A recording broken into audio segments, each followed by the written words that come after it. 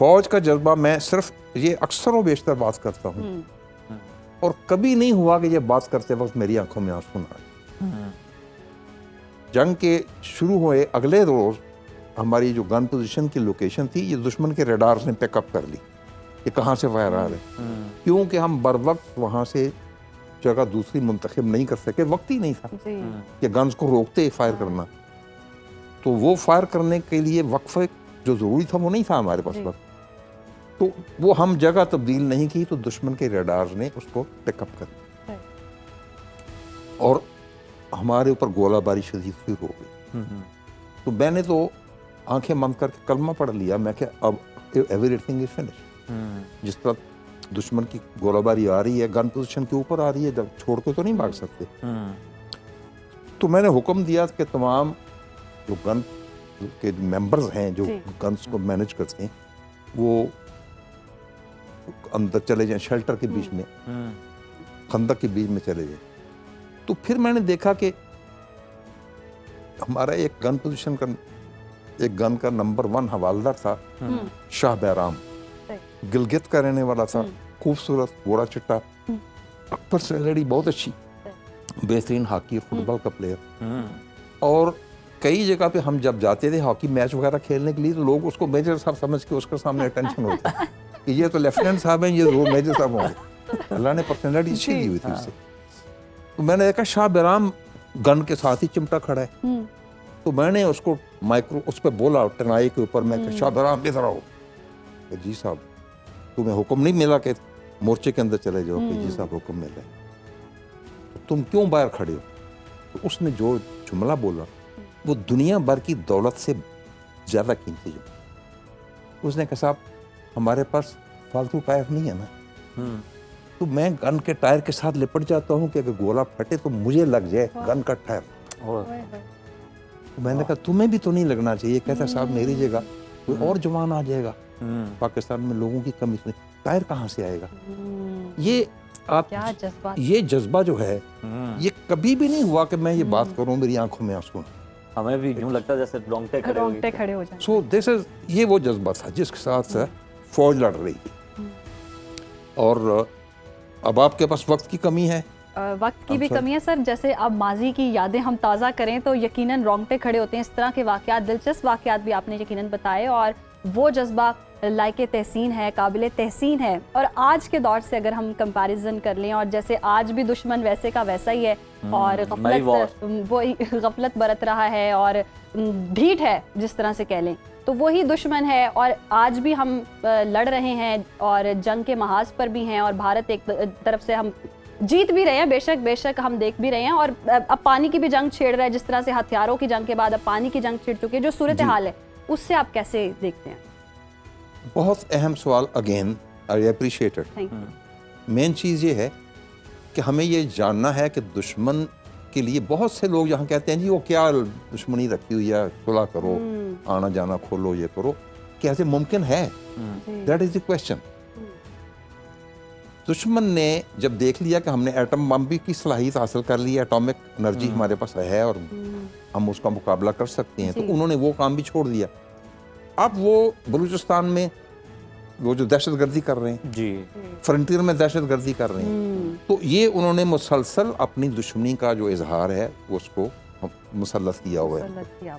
और लेटेस्ट क्या हुआ, ये मैंने एक क्लिप भेजा था, पता नहीं आप लोगों ने देखा है कि नहीं, कि भारतीय खड़े हैं एक दरिया के पास जिसका बहुत बड़ा सैलाब का जो है ना वो बीच में आ रहा है, रेला आ रहा है, और वो कहते हैं कि यार ये तो ठीक है, इनका पाकिस्तानियों का यही इलाज है कि गर्मियां हैं तो इनको प्यास से मारो, और मौसम जब ख़राब है, इस तरह बारिश ज़्यादा हो रही है, तो इनको डुबो के मारो। ये उनके माइंड सेट है। अब इस तरह का जो कमीना दुश्मन है उसके साथ आप अच्छे ताल्लुकात कैसे कायम कर सकते हैं? फिर तो ये आप हथियार फेंक दो, लेट जाओ उसके सामने, ठीक है, खुदा न अस्तगफिरुल्लाह। तो उसने इसका इजहार किया फिर मई में, 6 से लेकर 10 मई तक उसने अपनी कमीनगी का इजहार किया, ये सोचते हुए कि शायद हमारे पास जो कुछ है इसके साथ हम पाकिस्तान को अब ज़ेर कर लेंगे, और उसमें फैंटम जहाज़ों और वो राफेल। राफेल जहाज़ों का राफेल। राफेल जहाज़ों का ना उनको बड़ा जोम था, हम्म, क्योंकि मोदी ने कंपनी को भी जलील करवाया। 2019 में उसने बोला था कि अगर हमारे पास आज राफेल राफेल होते तो हम जी। पाकिस्तान को पिछाड़ लेते। जी अब तो राफेल थे उसके पास। आ गए थे जी। वो राफेल की सलाहियत को टेस्ट करने के जोम में उसने ये सारी हरकत की। सही, उसको नहीं पता था कि राफेल को पिछाड़ने वाले भी आगे मौजूद हैं। Man behind the machine. हमारे पास बेशक जी। उतने आला जहाज ना हो, और ये फैक्ट है कि राफेल दुनिया का माना हुआ जहाज माना है, हुआ, कोई इसमें शक कोई की बात शक नहीं है। लेकिन हमने चलाने वाले फेल हैं। अपने जहाजों के साथ जो चाइनीज ओरिजिन के हैं, जी जो जानबाजी हमने दिखाई, ये दुश्मन तवक्को नहीं करता था। सबको नहीं करता था। 3 चीजें जिसमें हमने एक्सपर्टीज हासिल की, साइबर वारफेयर, कंप्यूटर के साथ हमने जो लड़ाई लड़ी, कि इत्तला हमारे पास ये है कि दुश्मन की 12,000 ट्रेनें अपनी अपनी जगह खड़ी रह गई थीं, जी क्योंकि उनका सारा सिग्नल सिस्टम जैम हो गया था। तो उनसे ट्रेन ने आना है, किसने गुजरना है, किसको पास देना है, दिस इज फिनिश। सही।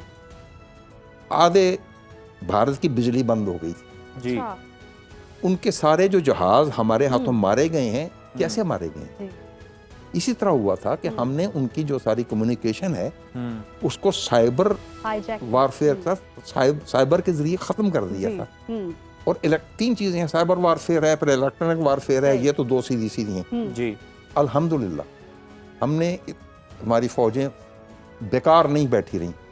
इतने बेशक। सालों में उन्होंने इन चीजों में बर्तरी हासिल की, और इस तरह की बर्तरी थी कि दुश्मन का उसका तसव्वुर भी नहीं कर सकता। तसव्वुर भी नहीं कर सकते। रिजल्ट क्या निकला कि पहली ही रात, जो हालांकि इससे पहले उनको वार्निंग दी जा चुकी जी थी, जब उन्होंने जो उधर दहशतगर्दी का वाकया भारत में हुआ था, पहलगाम जी जी पहलगाम में, पहलगाम तो उस दिन के बाद से उनके जहाज बार बार हवा में उठ हवा रहे में उड़ थे रहे थे। अपना वो इरादे का इजहार करने के जी। लिए। तो हमारे जहाज़ों ने उनकी सिस्टम को चोक किया, जी तो वो फिर श्रीनगर के ऊपर हंगामी तौर पर लैंड कर गए। इतनी वार्निंग काफ़ी होनी चाहिए थी, जी लेकिन उन्होंने कहा शायद ऐसे ही तफाकन हो गया, क्या हो गया। सही तो उन्होंने 6-7 की रात को 9 सिविलियन टारगेट्स के ऊपर वो मिसाइल फेंके।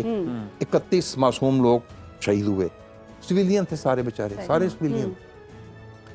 और उसी रात बड़ी दिलचस्प बात है, जी, जी। आपका अपना बहुत सा प्रोग्राम होगा, लेकिन ये जी। भी चीज़ बड़ी दिलचस्प है सही कि चीफ ऑफ एयर स्टाफ ने चीफ ऑफ आर्मी स्टाफ से पूछा कि जनरल साहब, मेरे पायलट्स इतने गुस्से में हैं, हवा में हैं, जी तो मुझे खतरा है कि वो उनको मैंने रोका हुआ है, मुझे खतरा है कि कहीं वो हुक्म ना कर दें।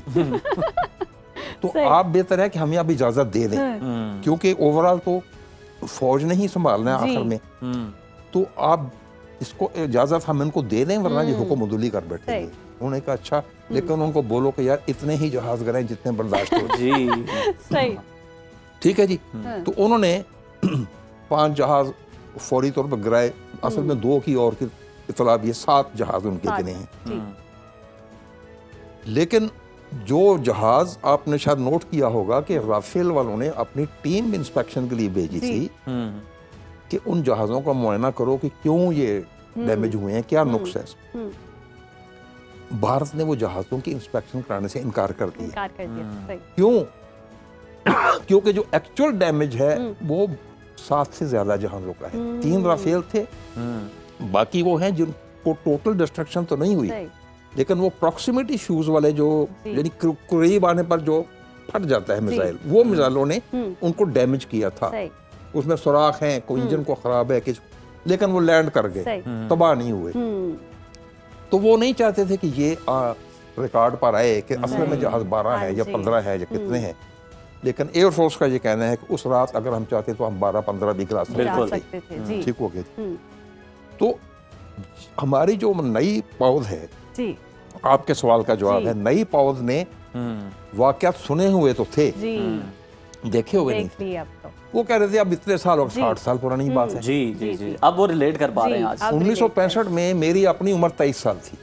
सही ठीक है जी। ठीक। अभी आज अल्हम्दुलिल्लाह 60 साल उसमें माशाल्लाह, और ऐड कर माशाल्लाह। लें तो हम उन्होंने वाकया सुने हुआ कहानियां बनाई हुई हैं जी, सन 65 में ये किया वो किया। अब उन्होंने अपनी आंखों से देखा कि हमारी एयरफोर्स ने कैसे दुश्मन को कैसे नुकसान दुश्मन को पहुंचाया, पहुंचाया। और वो उन्होंने हाथ जोड़ के मुर्दी को कहा, जी सऊदी अरब को कहा कि ये जहाज ये बंद करा दो। बंद करा दो। बिल्कुल सर, और यही वो जज्बा है कि अगर अभी आज जो सड़कों पे निकले ना तो वो यूथ रिलेट कर पा रही है, इसलिए ये जो यौम दिफा बनाया जा रहा है ना इस दफा इस दफा खुशी और है, जज्बा ही और है। ब्रिगेडियर रिटायर्ड हामिद सईद साहब हमारे साथ मौजूद थे और बहुत इंटरेस्टिंग बातें बता रहे थे और दिल ही नहीं कर रहा था इजाजत मांगने का। ऐसे वाकयात के जज्बा एक बार फिर से जी उभर कर सरशार हो जाते हैं हम जी एक नए जज्बे से।